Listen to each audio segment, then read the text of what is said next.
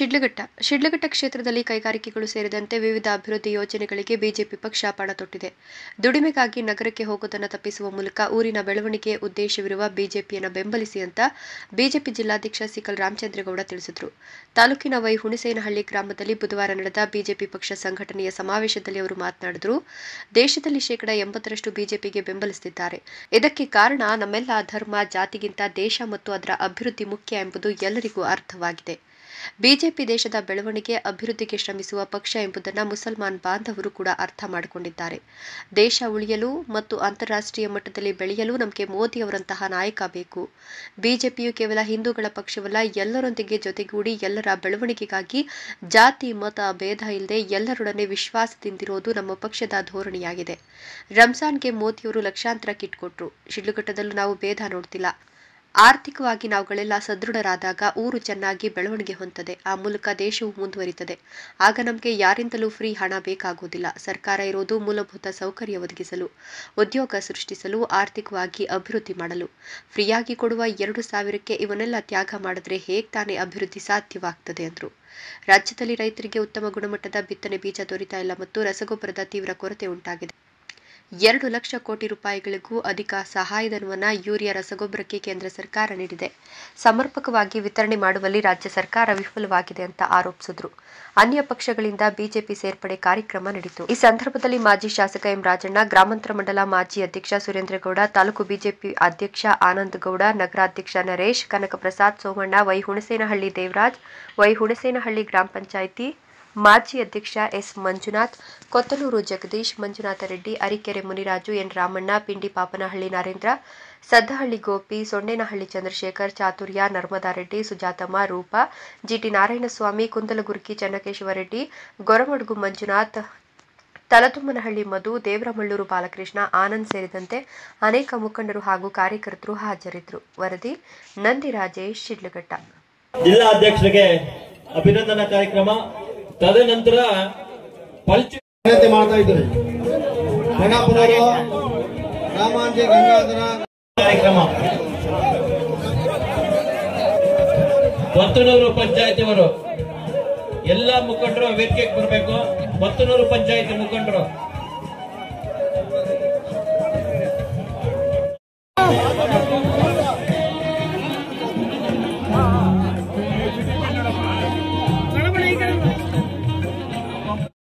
ಮುಖಂಡರು ಹಿರಿಯರು ದೇವರಮಳ್ಳೂರು ಪಂಚಾಯತಿ ಆದ್ಮೇಲೆ ಇಂದೂರು ಗ್ರಾಮದವರು,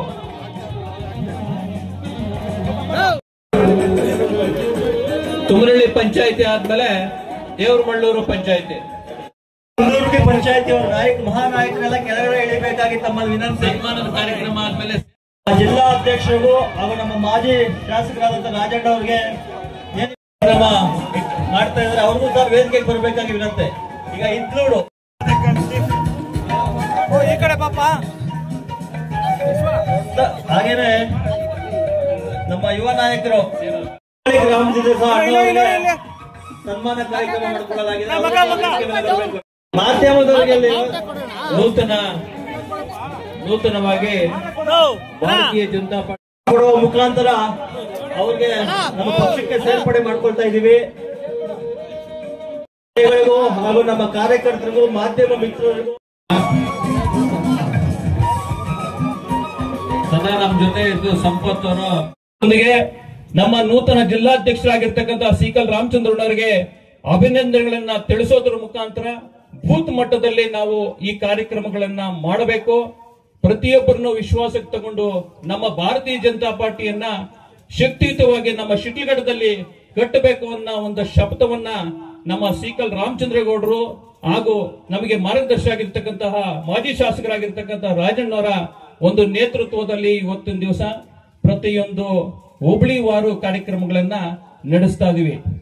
ದೇವರ ಮೂಲೆ ಆಗಿರ್ತಕ್ಕಂತಹ ಚಿಲಕನೇರ್ಪು ಹೋಬಳಿಯಲ್ಲಿ ಮೊಟ್ಟ ಮೊದಲ ಬಾರಿಗೆ ಈ ಕಾರ್ಯಕ್ರಮವನ್ನ ಆಯೋಜನೆಗೊಳಿಸಬೇಕು ಅಂತೇಳಿ ಅಲ್ಲಿನ ಮುಖಂಡರು ಯಾರಿರ್ಬೋದು, ನಮ್ಮ ಪ್ರಸಾದ್ ಅಣ್ಣವ್ರು ಇರ್ಬೋದು, ಆನಂದ್ ಅಣ್ಣವ್ರು ಇರ್ಬೋದು, ಶ್ರೀರಾಮಣ್ಣವ್ರು ಇರ್ಬೋದು, ಅಲ್ಲಿನ ಎಲ್ಲಾ ಮುಖಂಡರ ಒಂದು ಆಸೆಯ ಮೇರೆಗೆ ಮೊದಲನೇ ಈ ಕಾರ್ಯಕ್ರಮಗಳನ್ನ ನಮ್ಮ ಕಾನ್ಸ್ಟಿಟ್ಯೂನ್ಸಿಯಲ್ಲಿ ನಮ್ಮ ವಿಧಾನಸಭಾ ಕ್ಷೇತ್ರದಲ್ಲಿ ಯಾವ ರೀತಿ ಮಾಡ್ತಾ ಇದ್ದಾರೆ ಅದೇ ರೀತಿಯಾಗಿ ಇದನ್ನ ಆದರ್ಶವನ್ನಾಗಿ ತಗೊಂಡು ಬೇರೆ ವಿಧಾನಸಭಾ ಕ್ಷೇತ್ರಗಳಲ್ಲೂ ಸಹ ಮಾಡಬೇಕು ಅನ್ನೋ ಒಂದು ಛಲವನ್ನಿಟ್ಕೊಂಡು ಪ್ರತಿಯೊಬ್ಬರನ್ನ ಹಳಬರು ಹೊಸಬರು ಅನ್ನೋ ಯಾವುದೇ ತಾರತಮ್ಯ ಮಾಡದೆ ಪ್ರತಿಯೊಬ್ಬರನ್ನು ವಿಶ್ವಾಸಕ್ಕೆ ತಗೊಂಡು ನಮ್ಮ ಜಿಲ್ಲೆಯಲ್ಲಿ ಅತ್ಯಂತ ಹೆಚ್ಚಿನ ಸದಸ್ಯತ್ವವನ್ನ ಮಾಡಲಿಕ್ಕೆ ನಾಯಕತ್ವವನ್ನ ವಹಿಸಿಕೊಂಡು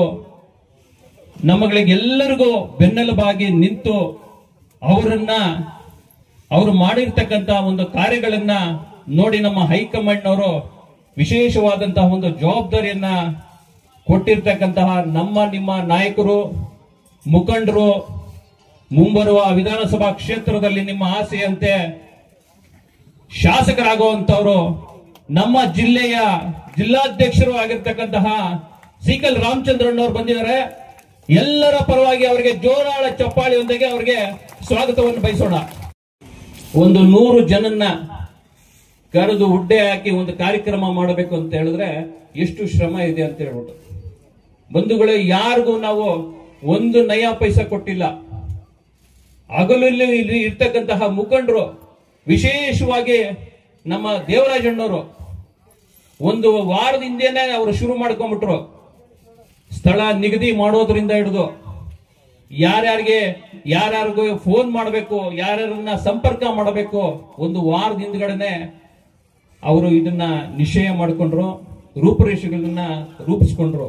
ಅವ್ರ ಜೊತೆಗೆ ಎಗಲಾಗಿ ನಮ್ಮ ಪರಿಚಯಗಳು ಸೋಮಣ್ಣವರು ಇರ್ಬೋದು, ನಮ್ಮ ದೊಡ್ಡದಾಸನಹಳ್ಳಿ ವೆಂಕಟರೆಡ್ಡಿ ಅಣ್ಣವ್ರು ಇರ್ಬೋದು. ಪಕ್ಷ ಯಾವ್ದನ್ನ ಇರ್ಲಿ ಅಣ್ಣ, ನೀವು MP ಎಲೆಕ್ಷನ್ ಅಲ್ಲಿ ನಮ್ಮ ಜೊತೆ ಸೇರ್ಬಿಟ್ಟು ಎಲ್ಲ ಮಾಡಿದ್ರೆ, ನಮ್ಮ ಅಭ್ಯರ್ಥಿಯನ್ನ ಸಂಸದರಾಗಿ ಮಾಡಿದ್ರೆ, ಈಗ ಸೀಕಲ್ ರಾಮಚಂದ್ರಗೌಡರು ಅಂತ ಹೇಳಿದ್ರೆ ನಮ್ಮ ಮನೆ ತಮ್ಮನಿದ್ದಾಗೆ ನಾವು ಸಹ ದುಡಿತೀವಿ ಅಂತೇಳಿ ವಿಶೇಷವಾಗಿ ನಮ್ಮ ಚಿಕ್ಕದಾಸನಹಳ್ಳಿ ಮಂಜಣ್ಣವ್ರು ಇರ್ಬೋದು, ಹಾಗೆ ನಾವು ಕಿತ್ತಾಕ್ತೀವಿ ಅಂತ ಇದು ಶಬ್ದನೇ. ನಾವು ಅಷ್ಟೇ, ನಮ್ಮ ಮುಖಂಡರು ಅಷ್ಟೇ, ಪ್ರತಿಯೊಬ್ಬರು ಅದನ್ನ ಮಂದಲ್ಲಿ ಇಟ್ಕೊಂಡಿದ್ದಾರೆ. ಈ ಕಾಂಗ್ರೆಸ್ ಭ್ರಷ್ಟ ಸರ್ಕಾರದ ಕಾಂಗ್ರೆಸ್ ನಮಗ್ ಬೇಕಾಗಿಲ್ಲ, ಒಟ್ಟೋಗ್ಲಿ ಸ್ವಾಮಿ ಮುಂದಿನ ವರ್ಷ ಅಂತೇಳಿ ಶಾಪಗಳಾಗ್ತಾ ಇದಾರೆ. ಕೆಲವು ಕಡೆ ನಾವು ನೋಡ್ತಾ ಇದೀವಿ, ಅವ್ರು ಕೊಟ್ಟಿರ್ತಕ್ಕಂಥ 2,000 ಏನಾಗ್ತಾ ಇದೆ ಅಂತ ಹೇಳಿ ಒಂದು ಕೈಯಲ್ಲಿ ಕೊಡ್ತಾ ಇದಾರೆ, ಒಂದ್ ಕೈಯಲ್ಲಿ ಕಿತ್ಕೋತಾ ಇದಾರೆ. ಇದನ್ನ ನಾವು ಪ್ರತಿ ಊರಿನಲ್ಲೂ ಪ್ರತಿ ಬೂತ್ ಮಟ್ಟದಲ್ಲೂ ಹೇಳಿದ್ರೇನೆ ಮಾತ್ರ ಜನಗಳಿಗೆ ಅರಿವಾಗೋದು. ಯಾಕಂತ ಹೇಳಿದ್ರೆ ಅವರು ಸುಮ್ನೆ ಬೋಗಸ್ ಹೇಳ್ಕೊಂಡು ದಾರಿ ತಪ್ಪಿಸ್ತಕ್ಕಂಥ ಕೆಲಸ ಮಾಡ್ತಾರೆ. ಹಾಗಾಗ್ಬಿಟ್ಟು ನಮ್ಮ ಪಕ್ಷವನ್ನ, ನಮ್ಮ ವಿಶ್ವನಾಯಕರ ಆಗಿರ್ತಕ್ಕಂತಹ ನರೇಂದ್ರ ಮೋದಿ ಅವರನ್ನ ನೋಡಿ ಇವತ್ತೊಂದು ದಿವಸ ಕ್ಯಾಂಡಿಡೇಟ್ ಯಾರು ಅಂತ ನೋಡದೆ ನಮ್ಮ ಲೋಕಸಭಾ ಚುನಾವಣೆಯಲ್ಲಿ ಮತ ಹಾಕಿರ್ತಕ್ಕಂತಹ ಬಾಂಧವರಿದ್ದಾರೆ. ಹಾಗಾಗ್ಬಿಟ್ಟು ಆ ವಿಶ್ವನಾಯಕನನ್ನ ಮನದಲ್ಲಿಟ್ಕೊಂಡು ಮುಂಬರುವ ದಿನಗಳಲ್ಲಿ ನಮ್ಮ ಕರ್ನಾಟಕದಲ್ಲಿ ಭಾರತೀಯ ಜನತಾ ಪಾರ್ಟಿ ಅಧಿಕಾರಕ್ಕೆ ಬರೋದು ನಿಶ್ಚಯ. ನಮ್ಮ ಶಿಡ್ಲಘಟ್ಟದಲ್ಲೂ ಸಹ ಭಾರತೀಯ ಜನತಾ ಪಾರ್ಟಿಯ ಸೀಕಲ್ ರಾಮಚಂದ್ರೇಗೌಡರು ಶಾಸಕರಾಗೋದು ನಿಶ್ಚಯ. ಮುಂಬರುವ ದಿನಗಳಲ್ಲಿ ಇಲ್ಲಿ ನಮ್ಮ ಶಿಡ್ಲಘಟ್ಟವನ್ನ ರಾಮರಾಜ್ಯ ಮಾಡೋದಂತೂ ನಿಶ್ಚಯ ಅಂತ ಇಷ್ಟೆಲ್ಲ ಒಂದು ಕಾರ್ಯಕ್ರಮ ರಾಮಚಂದ್ರೇಗೌಡರು ಹೇಳಿದ್ದಾರೆ, ನಿಶ್ಚಯ ಮಾಡಿದ್ದಾರೆ. ಮುಂಬರುವ ದಿನಗಳಲ್ಲಿ ನಮ್ಮ ಪಕ್ಷವನ್ನ ಯಾವ ರೀತಿ ಕಟ್ಟಬೇಕು ಅದಕ್ಕೆ ಮಾತ್ರ ಗಮನ ಕೊಡಬೇಕು. ಬೇರೆದ್ರ ಬಗ್ಗೆ ನಾವು ತಲೆ ಕೆಡಿಸ್ಕೊಳ್ಳೋದು ಬೇಡ. ಹುಚ್ಚುತನ ಯಾರು ಮಾತನಾಡ್ತಾರೋ ಆ ಹುಚ್ಚುತನ ಅವ್ರಿಗೆ ಇರಲಿ, ನಮಗೇನು ಅವಶ್ಯಕತೆ ಇಲ್ಲ. ನಮ್ಮ ಧ್ಯೇಯ ಒಂದೇ, ಎಲ್ಲರನ್ನೂ ವಿಶ್ವಾಸಕ್ಕೆ ತಗೋಬೇಕು, ಎಲ್ಲಾ ಮುಖಂಡರನ್ನ ಜೊತೆ ಇಟ್ಕೋಬೇಕು. ಮುಂಬರುವ ಚುನಾವಣೆ ZP ಇರ್ಬೋದು, TP ಇರ್ಬೋದು, ಗ್ರಾಮ ಪಂಚಾಯತಿ ಇರ್ಬೋದು, ಪ್ರತಿಯೊಂದು ಗ್ರಾಮದಲ್ಲೂ ಸಹ ನಮ್ಮ ಭಾರತೀಯ ಜನತಾ ಪಾರ್ಟಿ ಒಬ್ಬ ಸದಸ್ಯನಿರಬೇಕು. ಪ್ರತಿ TPಯಲ್ಲೂ ಸಹ ನಮ್ಮ ಒಬ್ಬ ಕ್ಯಾಂಡಿಡೇಟ್ ಇರಬೇಕು ಅನ್ನೋದನ್ನ ಈಗಾಗಲೇ ಅವರು ನಮಗೆ ಸೂಚನೆಯನ್ನು ಕೊಟ್ಟಿದ್ದಾರೆ. ಈಗಾಗಲೇ ಜಿಲ್ಲೆಯಲ್ಲಿ ಅವರೊಂದು ಸಭೆಯನ್ನು ಮಾಡಿ ಪ್ರತಿ ಒಂದು ವಿಧಾನಸಭಾ ಸಭೆಗೂ ಸಹ ವಿಧಾನಸಭಾ ಪಕ್ಷದ ಇದರಲ್ಲೂ ಸಹ ಅವರು ಒಂದು ಸೂಚನೆಯನ್ನು ಕೊಟ್ಟಿದ್ದಾರೆ. ಕೇವಲ ನೀವು 2 ತಿಂಗಳಿಗೋ 3 ತಿಂಗಳಿಗೋ ಒಂದು ಮೀಟಿಂಗ್ ಮಾಡ್ಬಿಟ್ರೆ ಸಾಕಾಗೋದಿಲ್ಲ.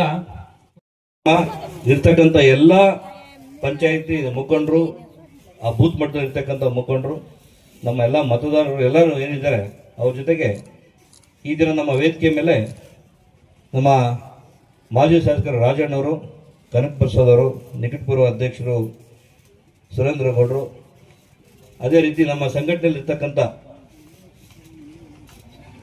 ಮಂಡಲ ಅಧ್ಯಕ್ಷರು, ನಗರ ಅಧ್ಯಕ್ಷರು, ಪ್ರಧಾನ ಕಾರ್ಯದರ್ಶಿಗಳು, ನಮ್ಮ ಎಲ್ಲ ಮುಖಂಡರು ಇವತ್ತು ವೇದಿಕೆಯಲ್ಲಿ ಇರ್ತಕ್ಕಂಥ ಸಾಕಷ್ಟು ಇವತ್ತು ನಮ್ಮ ವೇದಿಕೆ ತುಂಬೋಗಿದೆ. ಮುಖಂಡರು ಈ ಒಂದು ಹೋಬಳಿಯ ಮುಖಂಡರು ಇನ್ನೂ ತುಂಬಾ ಜನ ಕೆಳಗಡೆ ಕೂತಿದ್ದಾರೆ.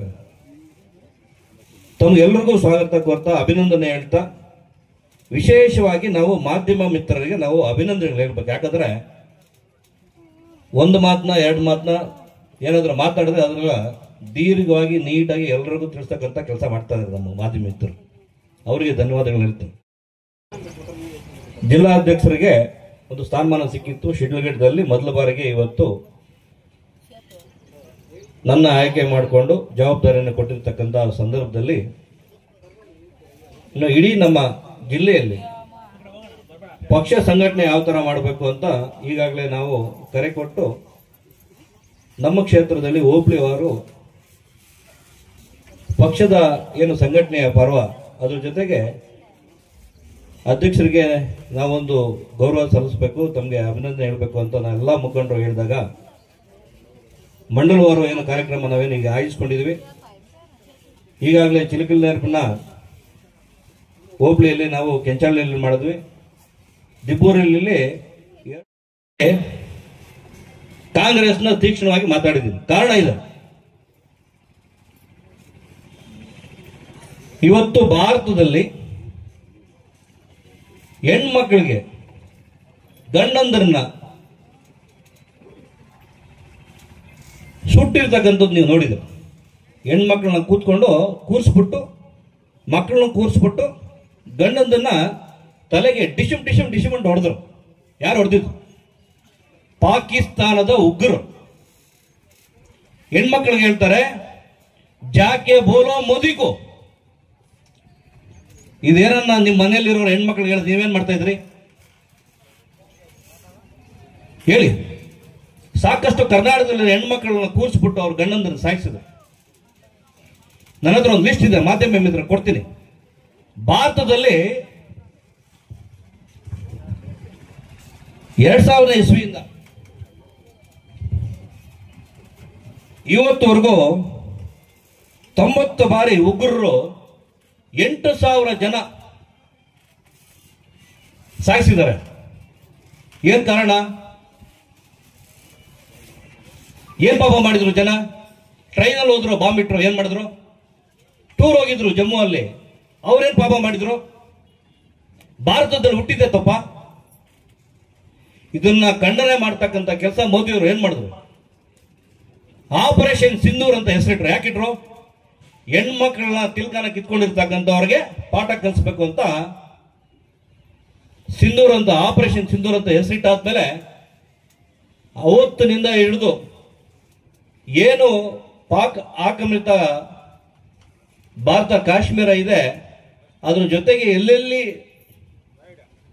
ಉಗ್ರರು ಅಡ್ಕೊಂಡಿದ್ದಾರೆ, ಎಲ್ಲೆಲ್ಲಿ ಫ್ಯಾಕ್ಟರಿ ಇದೆ ಪಾಕಿಸ್ತಾನದಲ್ಲಿ, ಆ ಉಡಾಯಿಸಿದ ಕೆಲಸ ಮಾಡಿರ್ತಕ್ಕಂಥದ್ದು ನರೇಂದ್ರ ಮೋದಿಗೆ ನಾವು ಕೀರ್ತಿ ಕೊಡಬೇಕು. ಅವರಿಗೆ ಜೋರಾಗಿ ಚಪ್ಪಾಳಿ ಹೇಳ್ರಿ ನರೇಂದ್ರ ಮೋದಿ. ನಾನು ಅವತ್ತೊಂದು ದಿವಸ ಹೇಳಿದೆ, ಅವ್ರವ್ರ ಮನೆಗೆ ಬೆಂಕಿ ಬಿದ್ದಾಗಲೇ ಗೊತ್ತಾಗುತ್ತಂತ. ನಮ್ಮ ಜನಕ್ಕೆ ಅದೇನು ಅರ್ಥ ಆಗ್ಲಿಲ್ಲ. ಯಾಕಂದ್ರೆ ಈ ಒಂದು ಅಟ್ಯಾಕ್ ಆದ್ಮೇಲೆ ಮುಸ್ಲಿಮರು ಕೂಡ ಪಾಕಿಸ್ತಾನ ವಿರೋಧ ಮಾಡಿರ್ತಕ್ಕಂಥದ್ದು ತಾವೆಲ್ಲ ನೋಡಿದ್ರು. ಹಿಂದೂ ಆಗ್ಲಿ ಮುಸ್ಲಿಂ ಆಗ್ಲಿ ನೋಡ್ಲಿಲ್ಲ, ಪಾಕಿಸ್ತಾನದಲ್ಲಿ ಇರ್ತಕ್ಕಂಥವ್ರನ್ನ ಎಲ್ಲ ನಮ್ಮಲ್ಲಿ ಹಿಂದೂಸ್ತಾನ ಇರ್ತಕ್ಕಂಥ ಮುಸ್ಲಿಮರು ಕೂಡ ವಿರೋಧ ಮಾಡಿರ್ತಕ್ಕಂಥ ನೀವು ನೋಡಿದ್ರು. ಯಾಕಂದ್ರೆ ಹೆಣ್ಮಕ್ಳನ್ನ ಸಿಂಧೂರ ಕಿತ್ಕೊಳ್ಳೋ ಕೆಲಸ ಮಾಡಿರ್ತಕ್ಕಂಥ ಏನು ನೋವಾದ ಕೆಲಸ, ಏನು ಯುದ್ಧ ಶುರುವಾಯಿತು, ಆ ಯುದ್ಧದಲ್ಲಿ ಬಂದಿರತಕ್ಕಂಥ ಕ್ಷಿಪಣಿಗಳು, ಡ್ರೋನ್ಗಳನ್ನ ಎಲ್ಲ ಯಾವ ತರ ನಮ್ಮ ಭಾರತದಲ್ಲಿರ್ತಕ್ಕಂಥ ಸೇನೆಯಲ್ಲಿರ್ತಕ್ಕಂಥವ್ರು ಯಾವ ತರ ಉಡಾಯಿಸಿರುತ್ತಾವ ನೋಡಿದಿರ. ಪಾಕಿಸ್ತಾನಕ್ಕೆ ಬೆಂಬಲ ನಿಂತ್ಕೊಳ್ಳೋ ದೇಶಗಳು ಇದೆ, ಆದರೆ ಭಾರತಕ್ಕೆ ಸುಮಾರು 100ಕ್ಕಿಂತ ಹೆಚ್ಚು ದೇಶಗಳು ಭಾರತದ ಜೊತೆ ನಿಂತ್ಕೊಂಡಿತ್ತು. ಪಾಕಿಸ್ತಾನ ಗಡಗಡ ಆಯಿತು, ಕೊನೆಗೆ ಯುದ್ಧ ನಿಲ್ಲಿಸಲೇಬೇಕು ಅಂತ ಕಾಲಿಗೆ ಬಿದ್ದರು. ಎಲ್ಲ ಪ್ರಧಾನಮಂತ್ರಿಗಳು ಅದ್ರ ಜೊತೆಗೆ ಇರ್ತಕ್ಕಂಥ ಸೇನೆಯ ಮುಖ್ಯಸ್ಥ ಹೋಗ್ಬಿಟ್ಟು ಒಳಗಡೆ ದಂಬ್ಕೊಂಡ್ಬಿಟ್ಟಿದ್ರು. ಅದನ್ನ ಉಡಾಯಿಸೋದ್ರಿಂದ ಕೆಲಸ ಶುರು ಮಾಡಿದ್ರು. ಆದ್ರೆ ಏನಿವತ್ತು ಆ ಕಡೆಯಿಂದ ಏನಾದ್ರು ಬಾಂಬ್ ಹಾಕಿದ್ರೆ ಕೂಡ ಕಾಶ್ಮೀರಲ್ಲಿ ಅವತ್ತು ಹಿಂದೂನಾ ಮುಸ್ಲಿಮಾ ಅಂತ ನೋಡಿ ಹೊಡೆದ್ರು. ಅವ್ರ ಬಾಂಬ್ಗೆ ಯಾರು ಗೊತ್ತಾಗಲ್ಲ ಹಿಂದೂ ಯಾರು ಮುಸ್ಲಿಂ ಅಂತ. ಜಮ್ಮು ಕಾಶ್ಮೀರದಲ್ಲಿ 80% ಇರ್ತಕ್ಕಂಥದ್ದು ಮುಸ್ಲಿಮ್ಸೇ, ಸಾಯೋದವ್ರೆ.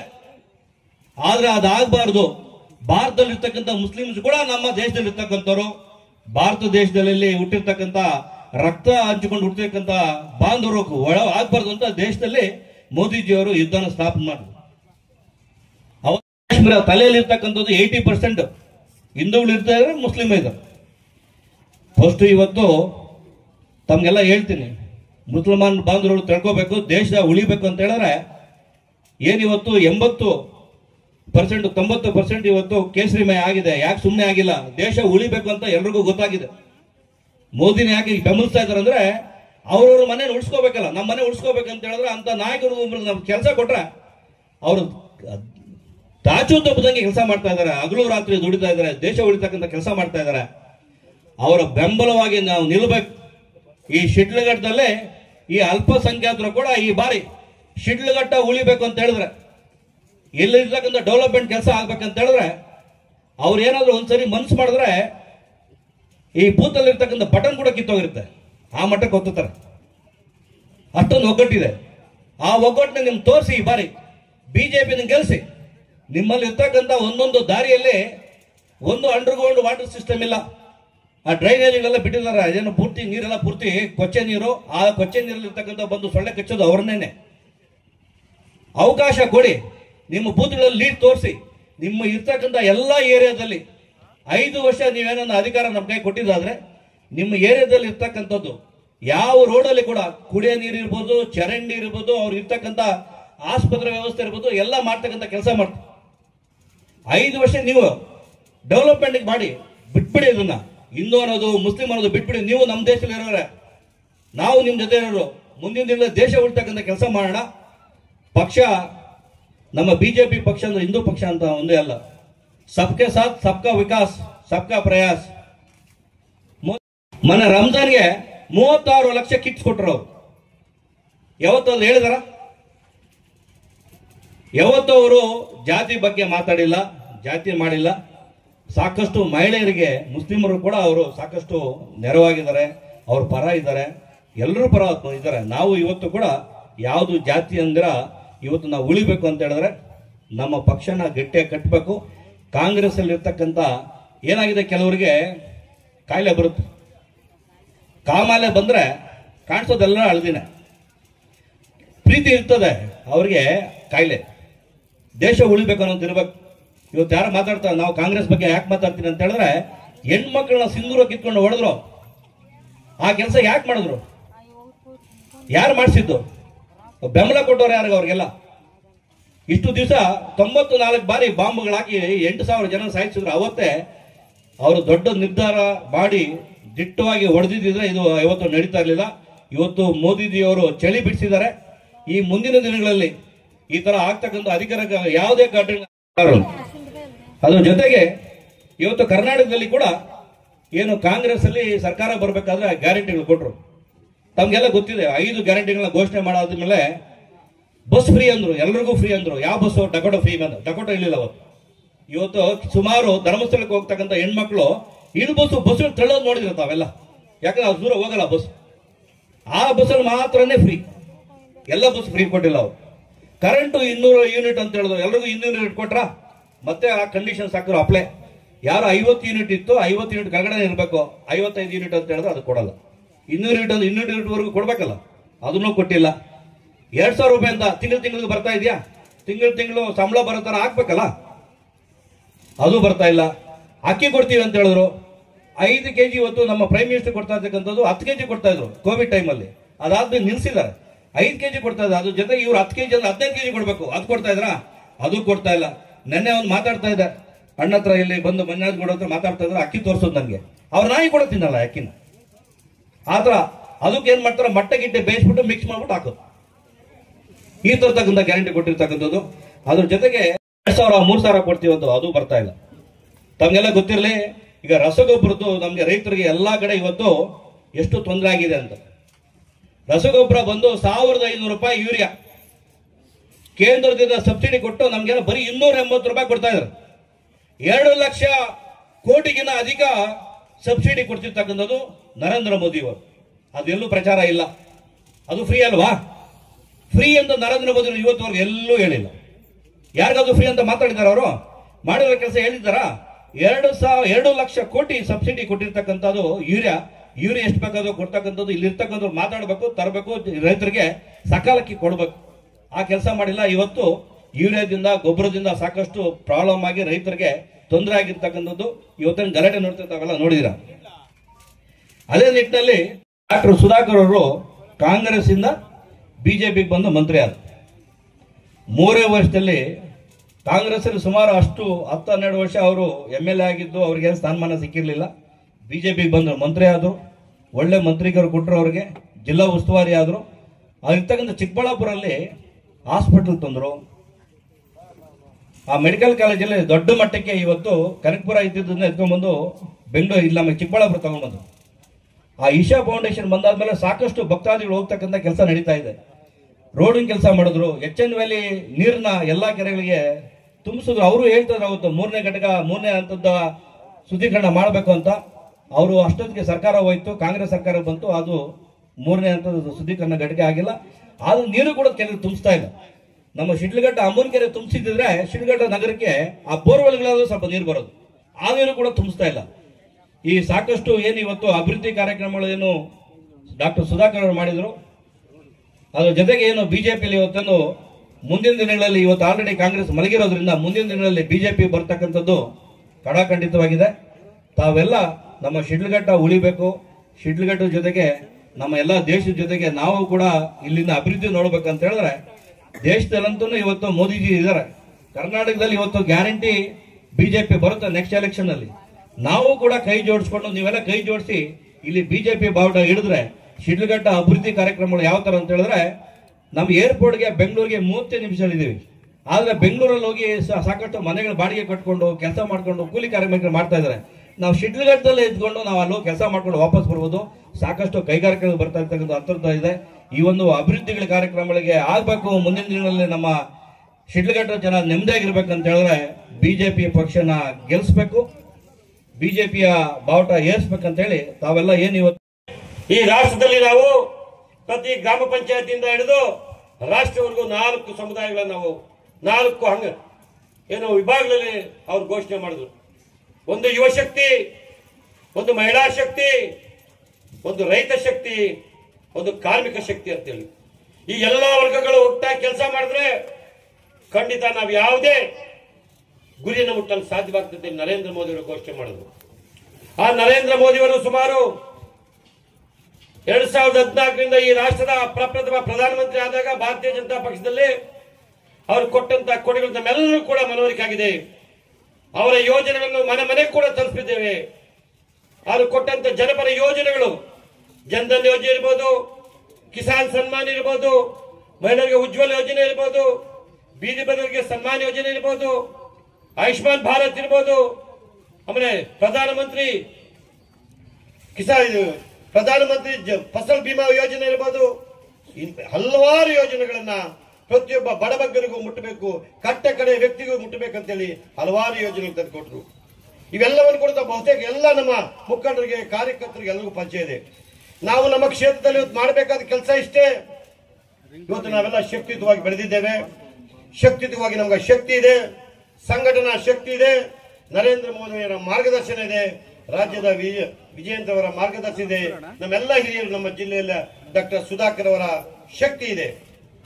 ಅದ್ರ ಜೊತೆಗೆ ವಿಶೇಷವಾಗಿ ಹಿಂದೆ ನಡೆದಂತಹ ಲೋಕಸಭಾ ಚುನಾವಣೆಯಲ್ಲಿ ನಾವೆಲ್ಲರೂ ಕೂಡ NDA ಅಭ್ಯರ್ಥಿಗೆ ಬೆಂಬಲ ಕೊಟ್ಟ NDA ಅಭ್ಯರ್ಥಿ ಕೂಡ ನಾವು ಗೆಲ್ಲಿಸಿದ್ದೇವೆ. ಇವೆಲ್ಲ ಶಕ್ತಿಗಳನ್ನ ಕ್ರೋಢೀಕರಿಸಿಕೊಂಡು ನಮ್ಮ ಶಿಡ್ಲಘಟ್ಟ ವಿಧಾನಸಭಾ ಕ್ಷೇತ್ರದಲ್ಲಿ ಹಲವಾರು ಮುಖಂಡರಾಗಲೇ ಭಾಷಣ ಮಾಡಿದ್ದಾರೆ. ಯಾವ ರೀತಿ ಇವತ್ತು ದೇಶಕ್ಕೆ ಬೇರೆ ಬೇರೆ ಅನ್ಯ ಪಕ್ಷಗಳು ಯಾವ ರೀತಿ ದ್ರೋಹ ಮಾಡಿದ್ದಾವೆ, ನಾಯಕತ್ವಕ್ಕೆ ಯಾವ ರೀತಿ ತೊಂದರೆ ಕೊಟ್ಟಿದ್ದಾರೆ, ಇವತ್ತು ನಮ್ಮ ಹಿಂದೂ ಸನಾತನ ಧರ್ಮಕ್ಕೆ ಯಾವ ರೀತಿ ಧಕ್ಕೆ ಮಾಡಿದ್ದಾರೆ. ಆದ್ರೆ ಇವತ್ತು ನಮ್ಮ ನರೇಂದ್ರ ಮೋದಿಯವರು ಹಿಂದೂ ಸನಾತನ ಧರ್ಮವನ್ನ ಇಡೀ ಪ್ರಪಂಚದ ಮೂಲೆ ಮೂಲೆಯಲ್ಲೂ ಕೂಡ ಹರಡ್ತಾ ಇದ್ದಾರೆ.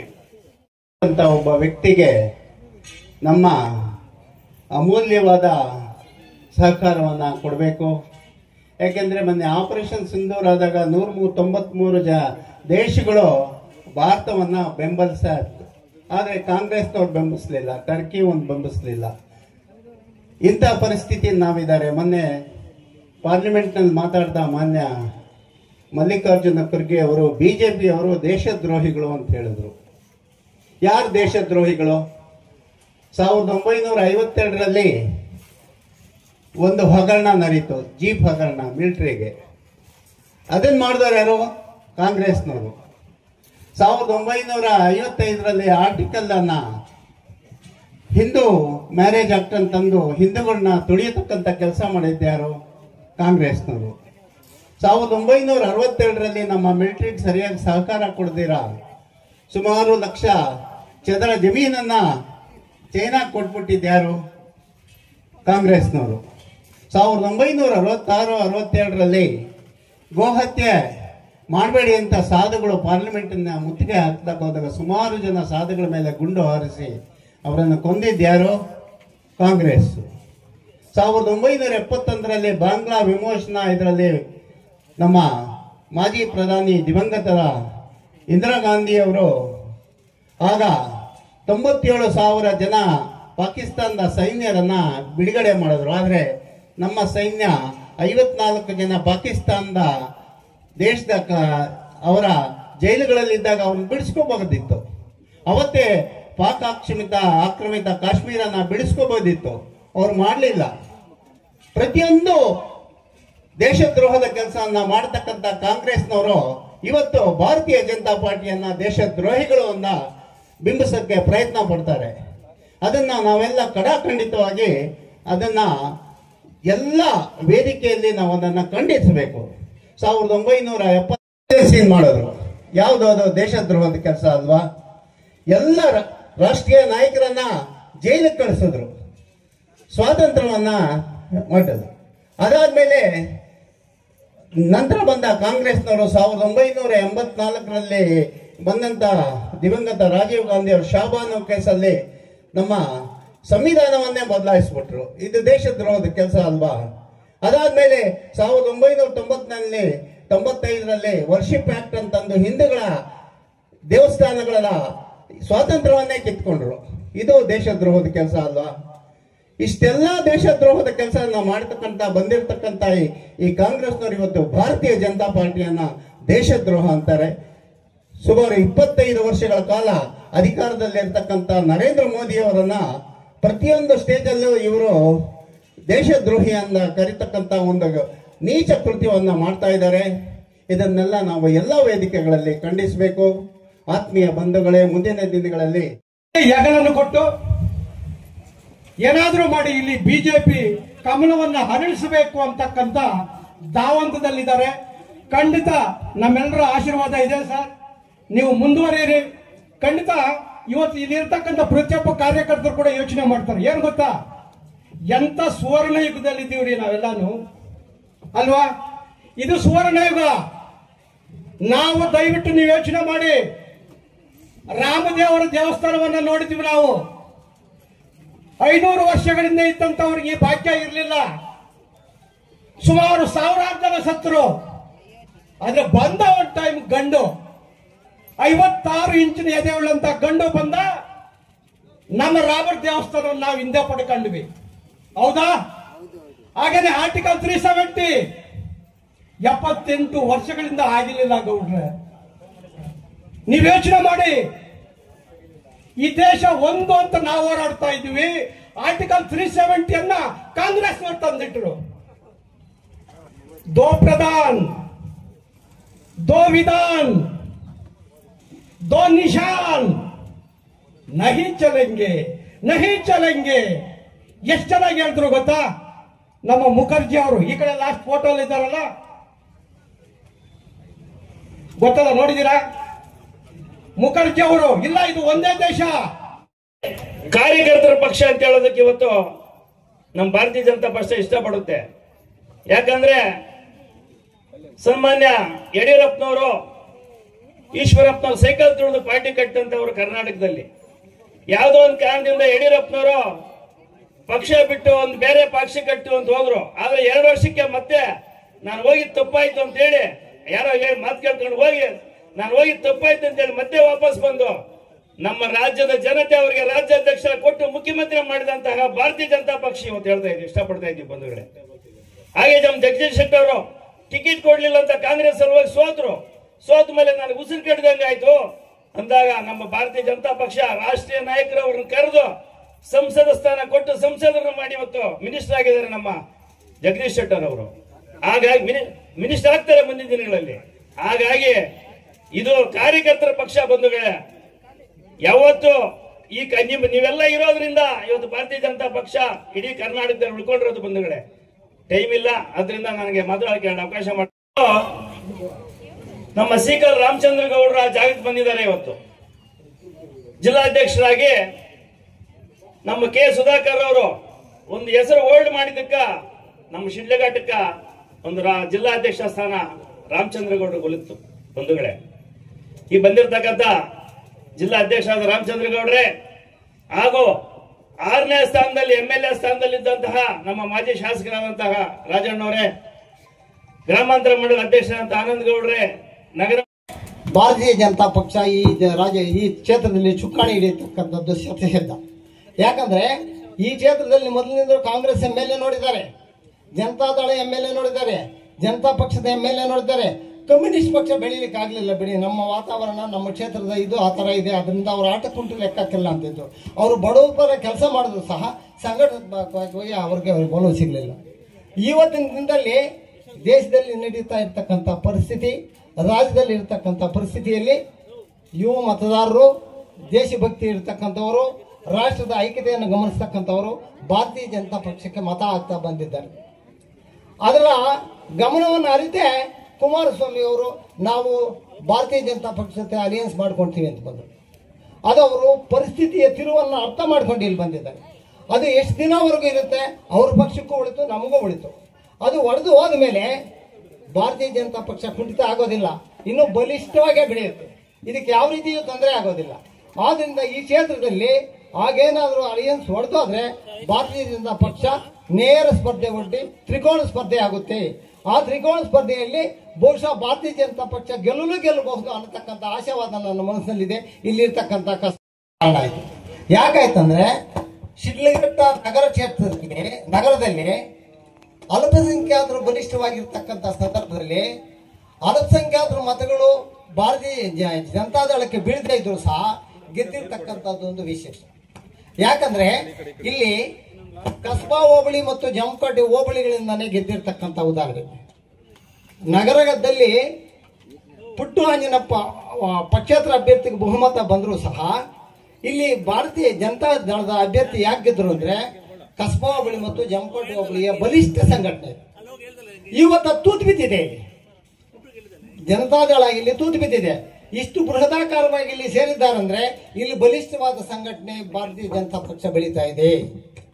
ಒಂದು ವೇಳೆ ಭಾರತೀಯ ಜನತಾ ಪಕ್ಷ ಜನತಾದಳ ಅಲಯನ್ಸ್ ಇದ್ರೆ ಅದು ಕ್ಯಾಂಡಿಡೇಟ್ ಕೂಡ ಹಾಕುವಂತ ಶಕ್ತಿ ನಮಗ್ ಬರಬೇಕು.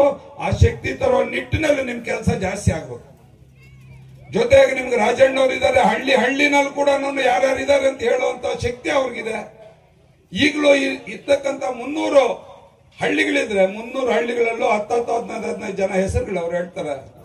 ನೀವು ಈ ನಡುವೆ 2-2.5-3 ವರ್ಷದಿಂದ ಫುಲ್ ಇಂಪ್ರೂವ್ ಆಗ್ಬಿಟ್ಟಿದ್ದೀರಿ. ಗೊತ್ತಾಗಿದೆ ಯಾರು ಏನು, ಗಟ್ಟಿ ಯಾವುದು, ಬೀಜ ಯಾವುದು, ಗಾಳಿಗೆ ಹೊಡ್ಕೊಂಡು ಹೋಗೋದು ಯಾವುದು, ಇದೆಲ್ಲ ನಿಮಗೂ ಗೊತ್ತಿದೆ. ದಯವಿಟ್ಟು ಈ ಸಂಘಟನಾ ಪರ್ವದಲ್ಲಿ ಸಂಘಟನೆ ಹೆಂಗ್ ತಗೊಂಡೋಗ್ಬೇಕು. ಭಾರತೀಯ ಜನತಾ ಪಕ್ಷನ ಹೋದ್ಸತಿ ನಾವು ರಾಜಣ್ಣವರು ನಮ್ಮ ಟೀಮ್ ಏನಿದೆ, ನಾವು ಬಂದಿದ್ದು ಪಂಚಾಯತಿ ಎಲೆಕ್ಷನ್ಗಳು ನಾಳೆ ಎಲೆಕ್ಷನ್ಗೆ ಅಪ್ಲಿಕೇಶನ್ ಲಾಸ್ಟ್ ಡೇಟ್ ಆವತ್ತು ಸನ್ಮಾನ್ಯ ಸುಧಾಕರ್ ಅವ್ರ ನೇತೃತ್ವದಲ್ಲಿ ನಾವು ಬಿಜೆಪಿ ಸೇರಿದ್ವಿ. 48 ಸ್ಥಾನ ತಗೊಂಡ್ವಿ. 150ಕ್ಕೆ ಹಾಕಿದ್ವಿ. 48 ಭಾರತೀಯ ಜನತಾ ಪಕ್ಷದ ಗ್ರಾಮ ಪಂಚಾಯತಿ ಸದಸ್ಯರು ಆದ್ರು. ನಮಗ್ ಸಿಕ್ಕಿದ್ದು ಒಂದೇ ದಿನ ಟೈಮು. 2-3 ದಿನದಲ್ಲಿ ಈ ಕೆಲಸ ಆಯ್ತು.